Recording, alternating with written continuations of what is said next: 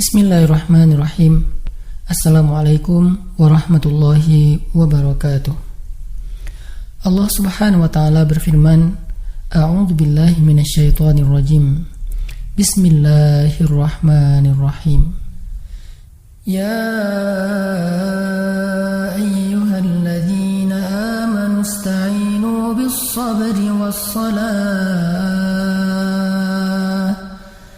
Innallaha ma'as-sabirin. Innallaha ma'as-sabirin. Wahai orang-orang yang beriman, mintalah pertolongan dengan sabar dan sholat. Sesungguhnya Allah bersama dengan orang-orang yang sabar. Kita sering mendengar ayat ini disampaikan oleh para ulama, para da'i, para ustadz, tentang bahwa salah satu di antara cara menjemput pertolongan Allah subhanahu wa ta'ala itu adalah dengan melakukan ibadah sholat. Pertanyaannya adalah, sholat yang seperti apakah yang bisa menjemput pertolongan Allah dalam kehidupan kita pada saat kita sedang mengalami ujian yang berat? Banyak orang yang bilang, saya sholat tapi kok hidup saya gini-gini aja. Banyak orang yang bilang, saya udah sholat tetapi kok doa saya belum diijabah. Saya udah sholat tapi kok masalah saya masih belum selesai. Saya udah sholat tetapi kok musibah saya terus beruntun, tidak pernah berhenti. Saya udah sholat tapi kok musibah terus terjadi dalam hidup saya. Sehingga teman-teman yang dirahmati Allah, kita perlu belajar sholat yang seperti apa yang bisa menjemput pertolongan Allah subhanahu wa ta'ala secara ajaib. Mari kita renungkan sebuah kisah yang pernah disampaikan oleh sahabat Anas bin Malik radhiyallahu an, bahwa dahulu di masa Nabi ada seorang laki-laki di kota Madinah yang melakukan perjalanan antara Syam ke Madinah untuk berdagang. Di tengah perjalanan, laki-laki ini dirampok oleh para perampok. Dia diberhentikan oleh seorang laki-laki, kemudian hartanya diambil, lalu setelahnya laki-laki itu menghunuskan pedang kepada orang ini. Pedagang ini mengatakan, wahai fulan, jika engkau menginginkan hartaku, ambillah, tapi biarkanlah aku melanjutkan perjalanan. Perampok itu mengatakan, adapun harta itu sudah menjadi milikku. Sekarang aku menginginkanmu, aku ingin membunuhmu. Merasa tidak punya pilihan, akhirnya pedagang ini mengatakan, wahai fulan, jika engkau ingin menyakitiku, membunuhku, maka lakukanlah. Tetapi sebelumnya berilah aku kesempatan untuk melaksanakan sholat 2 rakaat. Lalu perampok ini mengatakan, ya sudah, kalau begitu sholatlah, aku akan berikan engkau waktu sebentar. Maka pedagang ini pun mendirikan sholat dengan sholat yang sangat khusyuk. Di dalam sholat, laki-laki ini setelah membaca Al-Fatihah, dia membaca sebuah ayat di dalam surat An-Naml ayat 62. Apa ayatnya? Dia membaca kalimat, Amman yujibul muttarra idza da'ah. Amman yujibul muttarra idza da'ahu wa yakshifus su'a wa yaj'alukum khulafa'al ard. A ilahum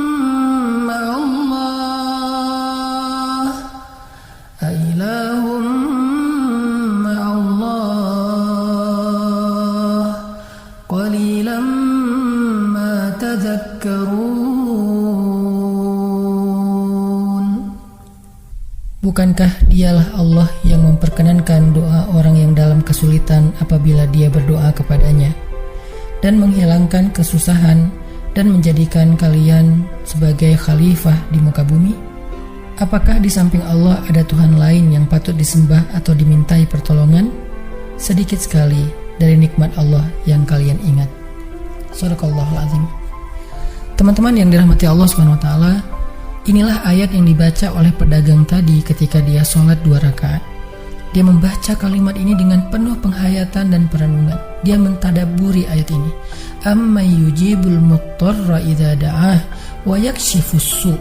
Bukankah dialah Allah yang memperkenankan doa orang-orang yang dalam kesulitan dan menghilangkan kesusahan? Dia menghayati ayat ini. Dia mentadaburi ayat ini.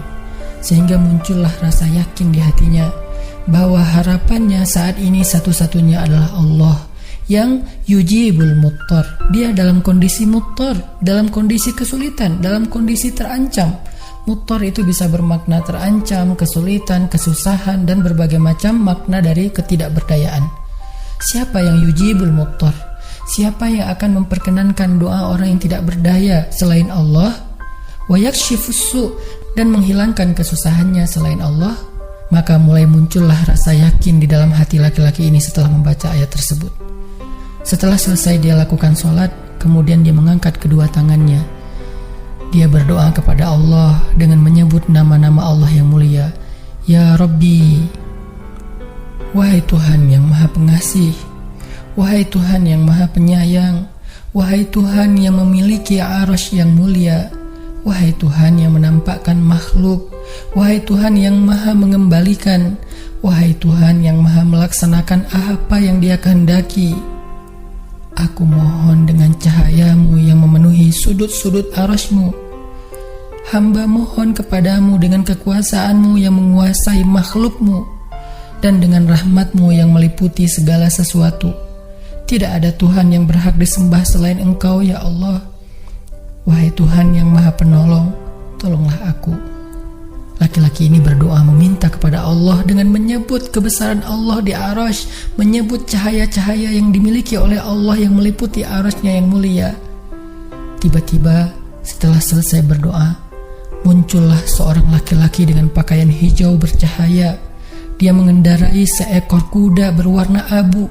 Dia mengeluarkan pedang. Lalu perampok tadi mencoba untuk menyerang laki-laki berkuda itu. Tetapi laki-laki berkuda itu menendang dengan kudanya sehingga perampok ini terhempas, terjatuh. Kemudian laki-laki tersebut membunuh perampok itu seketika.